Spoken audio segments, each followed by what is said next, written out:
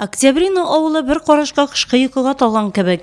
Әмма кайсы гына йортның ишек алына кирсәң дә хуҗалар малларны ашату карау белән мәшгуль. Илшат һәм Розалия Рахматуллиннар белән танышуыбызда нәкъ шул вакытка туры килде.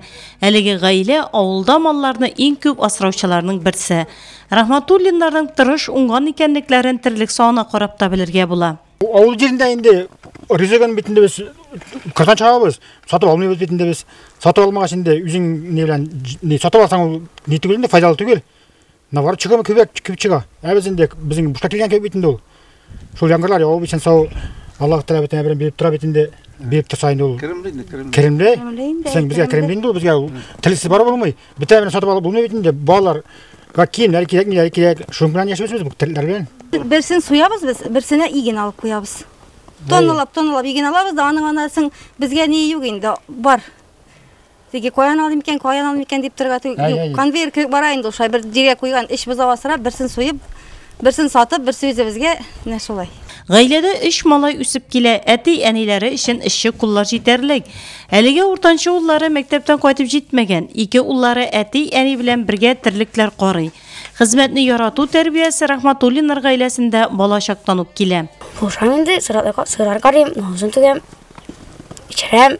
Илшат нефтче, Розалия китапханәче булып эшли. Нык хуҗалыклы, бар яктан да җитеш гаилә.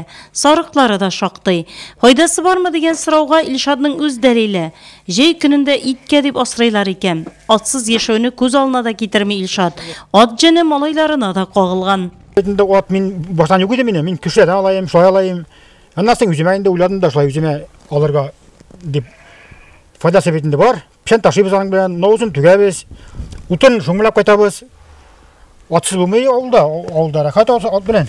Ну бит ат битәл ул җаннарга да үзең аның чыгасың, сигәшәсең битәл ул бит сиңа техника түгел бит ул машина түгел. Ул сиңа күзән карап торса да үзеңә рахатлап китә күңелләреңә. Балалар да ат белән ана әти дип бетелмик атны дип чыкланып торалар тоже. Утырып берләр, сине кетү китәләр җәйкене.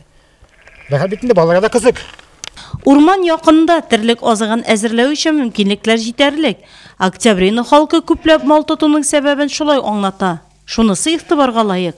Авылда өлкән яшьтәгеләрдә яшьләрдән калышмый, кешеннән килгәнчә мал асрый. Урман янәшәдә болынлыклар шактый булган авылларда малларның баш саны кимеүе күзәтелгәндә, аз хуҗалыклы Октябрина авылы һәм аның тырыш халкы үрнәк булып тора.